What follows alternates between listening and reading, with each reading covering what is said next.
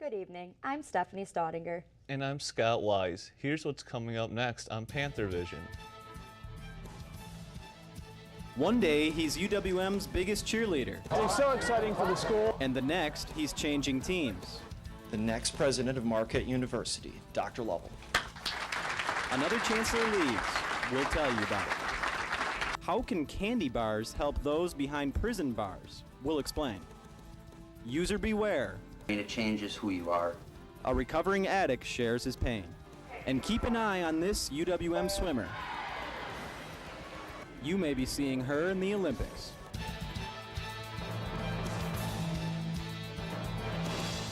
From the University of Wisconsin-Milwaukee, this is UWM PantherVision. A weekly newscast reported, written, and produced by students in the Department of Journalism and Mass Communication.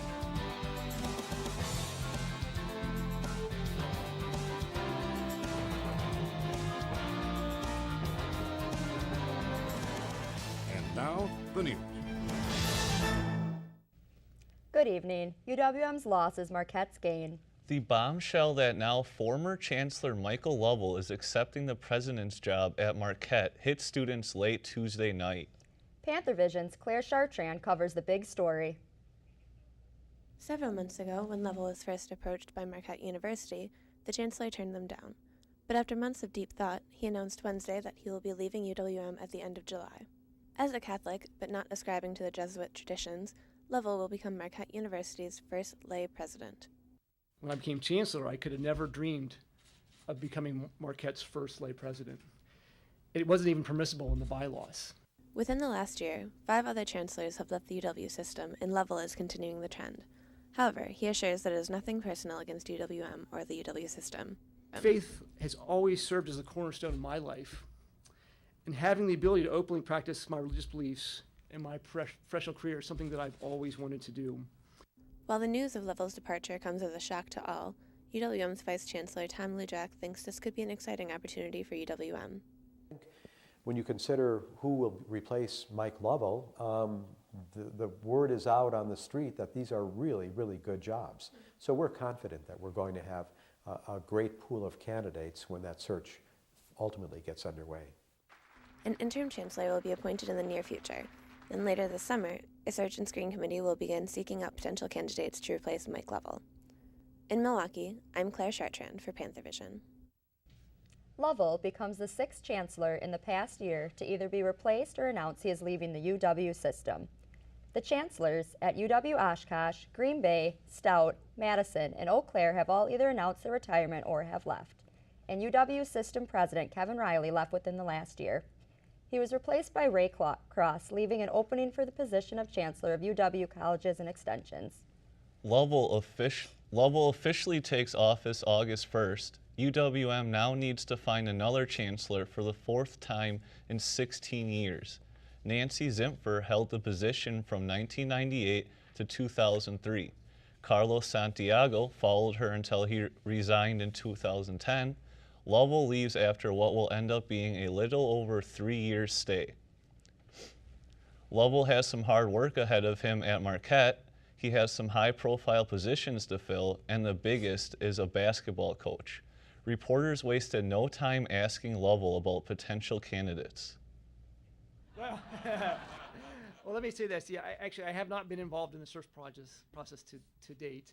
And I'm going to get up to speed as quickly as possible on the potential candidates. And from as you and I read, there's a great pool out there for us to look at. And I will just tell you one thing. I will ensure that we get somebody who will be a successful basketball coach and lead us to great things on the court, but also going to be looking for someone who fits the values and the traditions of Marquette and our Jesuit community.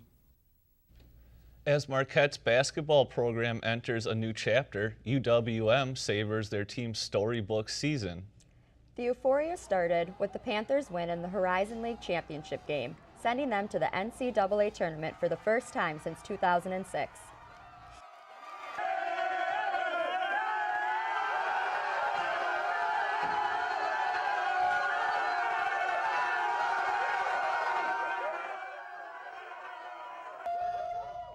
The Panthers drew the 15th seed in the East Regional, their opponent, powerhouse Villanova.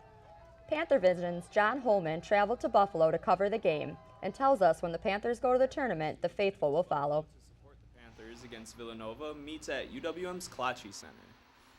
UWM student Josh Lutzow estimates an 11-hour drive. Yeah, we got Red Bull. Nice. 3 students traveling together isn't exactly a caravan of students. I feel like the Milwaukee fan base, compared to some of the other fan bases I've seen since I've traveled a lot of games, seems a little lethargic unless we're like really doing great things. 600 miles away from UWM, fans gather at a pep rally at Pearl Street Brewery a few hours before game time to celebrate. And for good reason. Started from the bottom, now here. Jimmy Lemke is a UWM alum. He says the team needs students there. If we're really good at basketball, people are going to forget about that. People are going to say, well, I know Milwaukee because they're in the tournament every year. That's great, but it starts with a student section. According to Chancellor Lovell, that's exactly what the Panthers have in store. Yeah, we have 500 seats. We got them all, so we have 500 alumni that made the trek here from all over the country. The fun continues until it's time to pack Buffalo's first Niagara Center full of Panther pride. In Buffalo, I'm John Holman for PantherVision. The alumni proved their support by buying up all 500 seats they were given for the game. But some current students say even more fans could have gone had the school organized a fan bus. 2 busloads of fans made their way to Ohio the week before. But with a time crunch and spring break overlapping, the Division of Students Affairs chose to keep the school's largest set of wheels at home. UWM's School of Freshwater Science is getting a $500,000 grant. The money will go towards the school's $53 million expansion along the city's inner harbor. The grant will also support new technologies for improving the Great Lakes watershed. The grant comes from an organization called the Fund for Lake Michigan. UW Parkside officials are investigating a computer hacking that may have exposed the personal information of about 15,000 students. Campus technology staff discovered that computer hackers installed malware on one university server. The server was immediately shut down, and the incident was reported to Parkside police. Up to 50% of incarcerated juveniles have a parent who has been in prison. That's according to the American Correctional Association.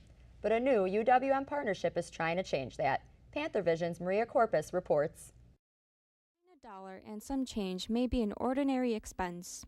But for UWM's Helen Bader School of Social Welfare and the Creative Corrections Educational Foundation, change can make all the difference. For the cost of a candy bar a month, cost to you, a candy bar, I can send kids to college.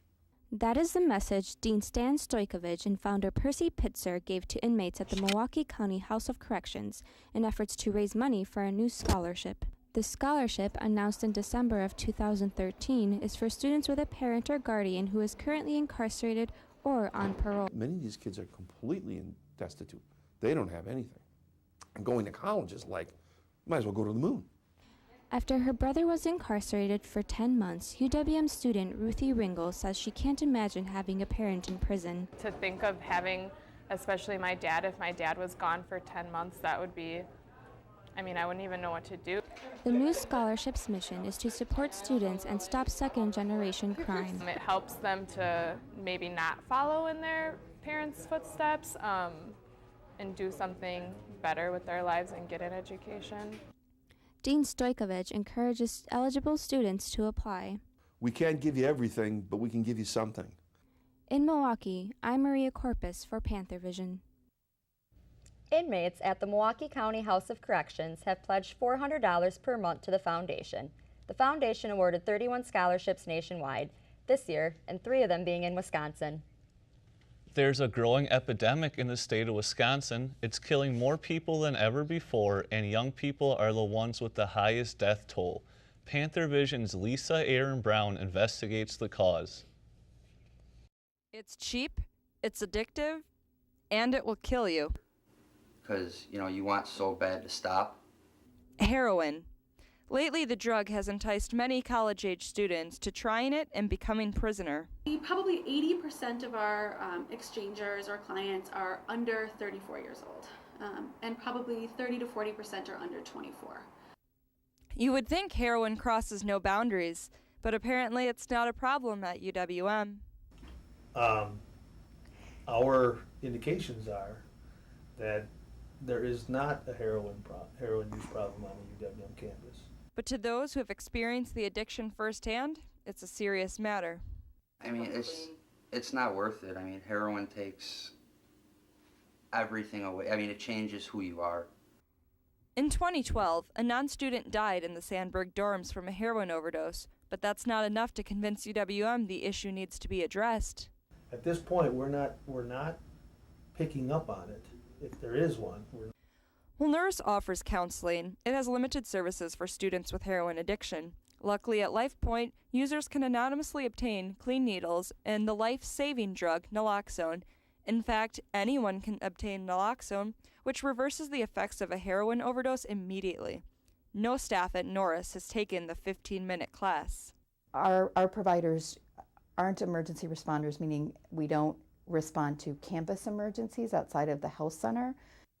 But as prevention supervisor Laura Stevenson told me, anyone can obtain and use naloxone, and it might just save someone's life. You know, if someone's dead, they can't get into recovery. In Milwaukee, I'm Lisa Aaron Brown for PantherVision. When we come back, we'll help you find that lost valuable. And should e-cigarettes be allowed on college campuses? That and more when PantherVision returns.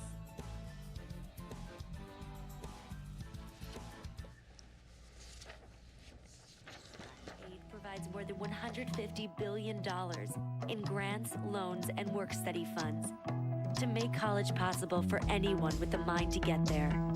Because if given the chance, minds will do great things. Federal Student Aid, proud sponsor of the American Mind. Learn more about money for college at studentaid.gov. The Surgeon General issued this warning because smoking causes lung cancer. The Surgeon General issued this warning because radon can cause lung cancer. Radon is an invisible radioactive gas that seeps inside your home from underground. Protect your family. Have your home tested. Call 1-800-SOS-RADON. Radon problems can be fixed.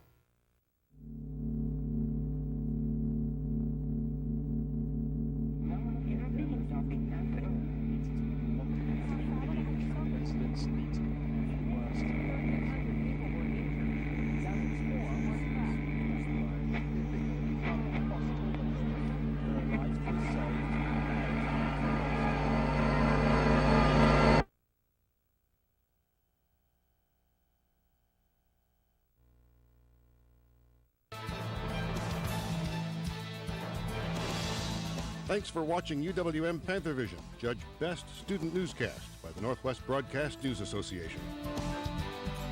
PantherVision is produced by students in the Department of Journalism and Mass Communication in association with Milwaukee Area Technical College.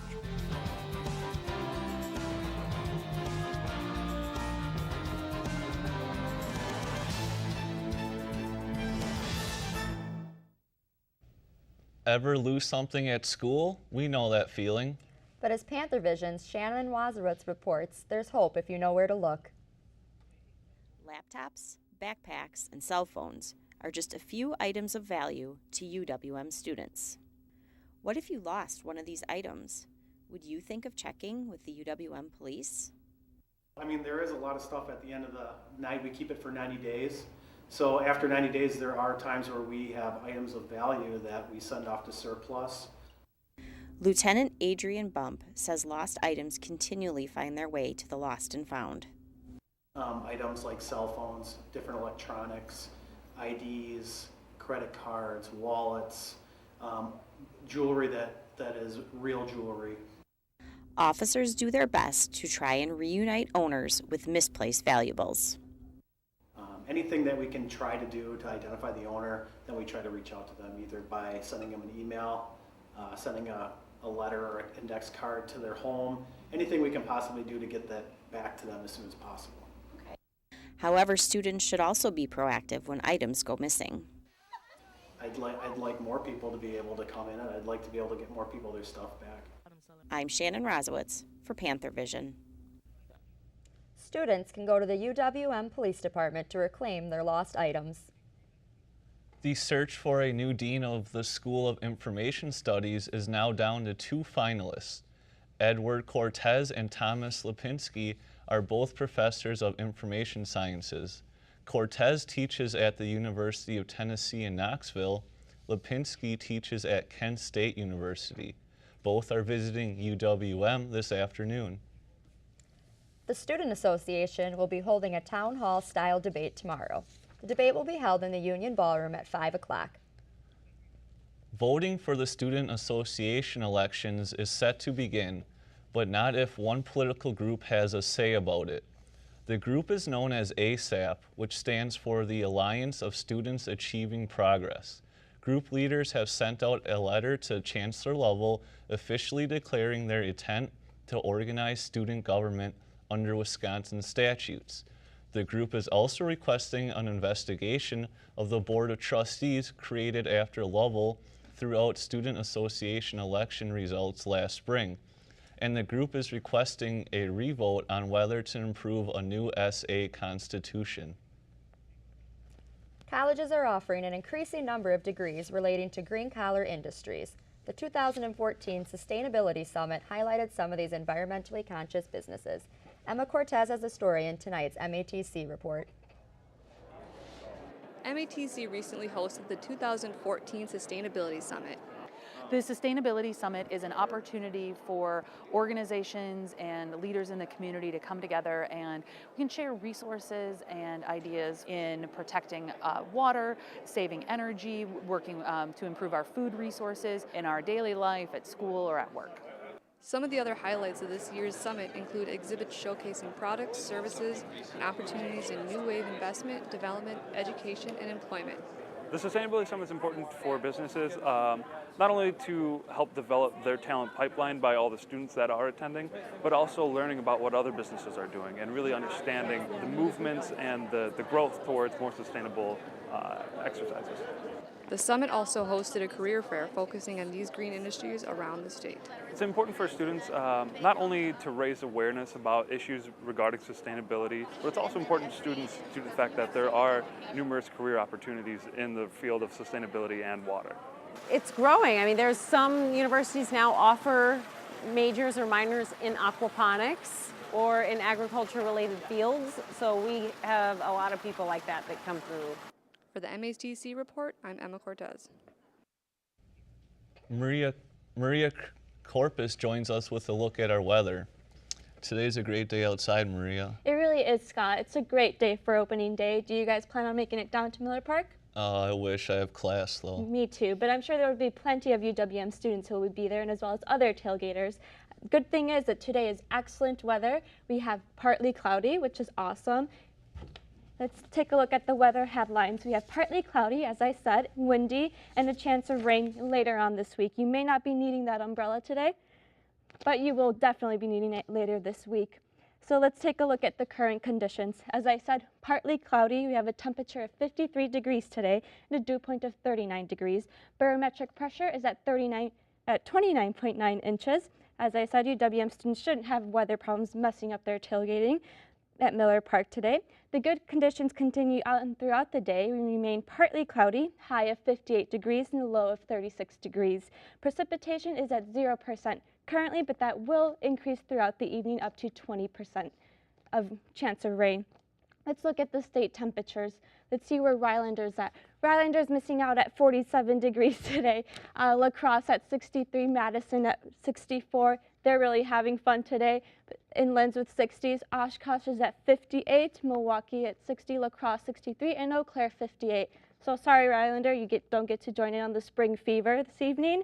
Let's take a look at the lows. Rylander at 33, Eau Claire 28, La Crosse 31, Green Bay 40, Madison 31, Oshkosh 35, and Milwaukee 39. So that's great for today's lows. Let's take a look at tonight. There's a chance of rain. Be sure to have that umbrella on you with a low of 36 degrees and winds, southeast winds at 22 miles per hour. That partly cloudy and windy and rainy forecast continues into Wednesday, tomorrow, mostly cloudy with cooler temperatures. We'll be moving away from higher temperatures, obviously, with a high of 44 degrees and a low of 36, northwest winds at 8 miles per hour tomorrow. Wednesday looks like winter's coming back. We have rain, mix of rain and flurries. Partly cloudy again, high of 38 degrees, low of 29. Northeast winds at 12 miles per hour. So like I said, enjoy today. It won't last for very long. Let's take a look at our extended forecast. Thursday, high of 42, low of 30 degrees. Friday, high of 39, low of 31 degrees. Saturday, high of 43 degrees and low of 28 degrees. Sunday, high of 40 degrees and a low of 27.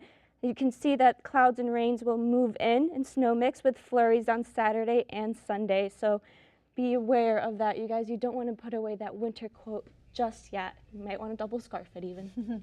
Yeah, it seems that every time the snow melts that's on the ground, a fresh layer shows up. Yep, it's absolutely ridiculous. UWM PantherVision is being honored once again, this time from the Northwest Broadcast News Association. PantherVision reporters won 3 first-place awards in the organization's annual Eric Severide Journalism Contest. PantherVision won in the general reporting, investigative, and series categories for our coverage of flaws in UWM's active shooter preparedness. The regional contest drew hundreds of entries from colleges in 6 states. With the popularity of electronic cigarettes, students are confused about the use of these devices in school. MATC's Joshua Nyland tells us more.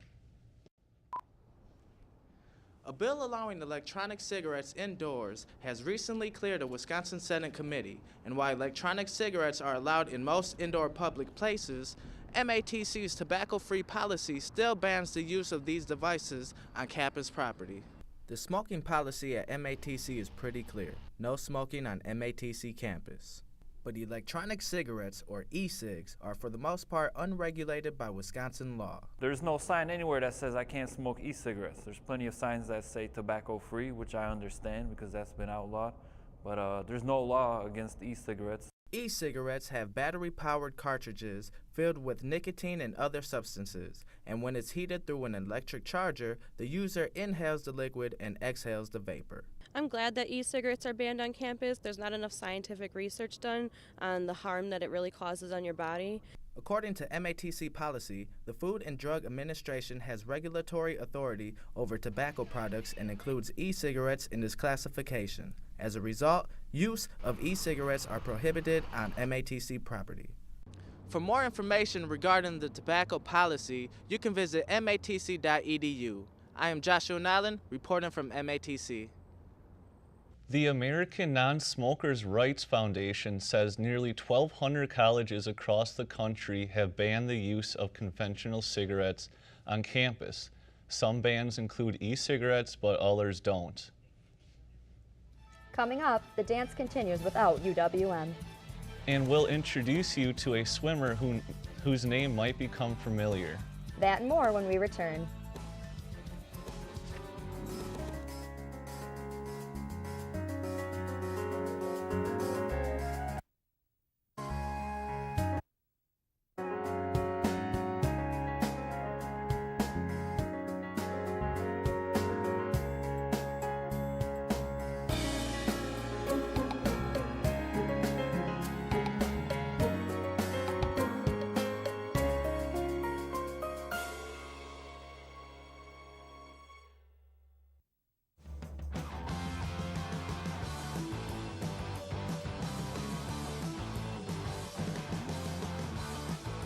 This is where powerful ideas lead to proven results.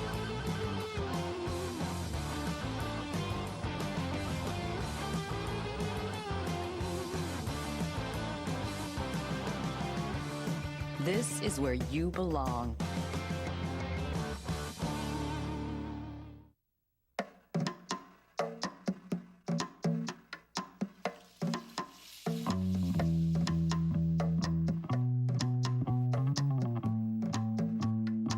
Minds can achieve anything.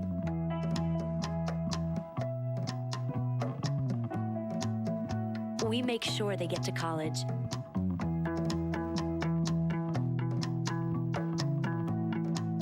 Federal student aid provides more than $150 billion in grants, loans, and work-study funds. to make college possible for anyone with the mind to get there.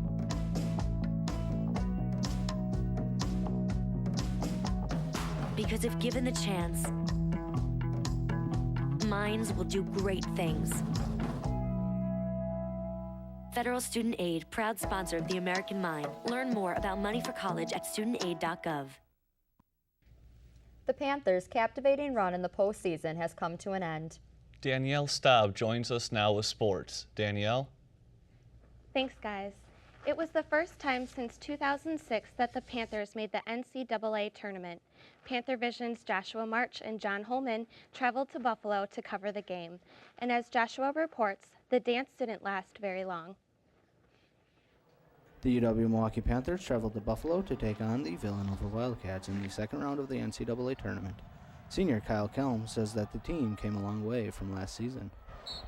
It's accomplishment, I guess, I would say, especially after last season. Last season was just so hard, so heartbroken because we had such high hopes. And this year, I mean, I guess you could say our hopes wasn't as high, but we had that chip on our shoulder to get us to this point.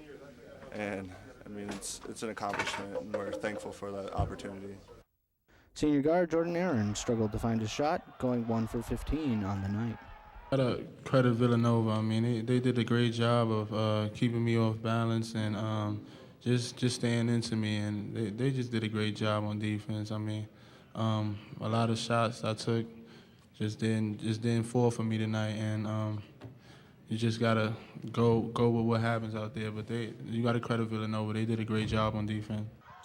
Villanova went on a 14-point run at the end of the first half into the second half.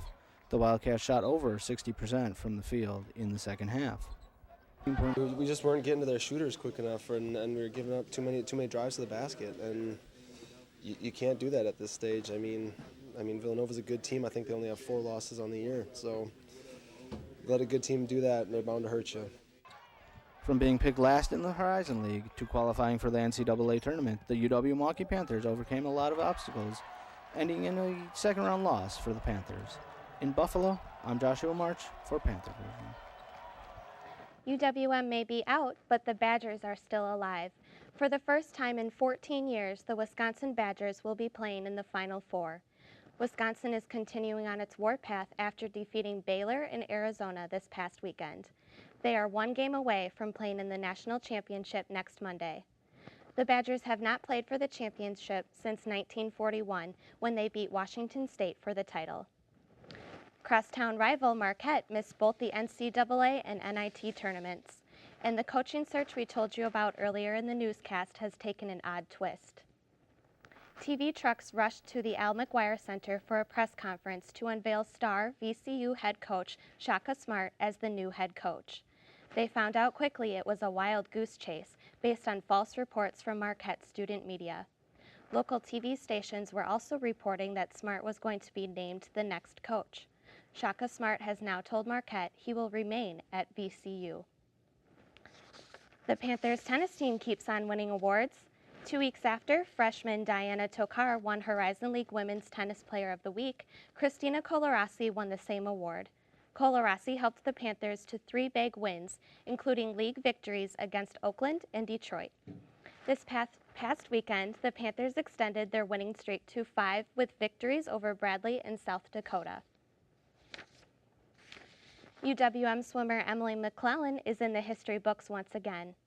The senior set a Horizon League record in the 100-meter breaststroke at the NCAA Championships.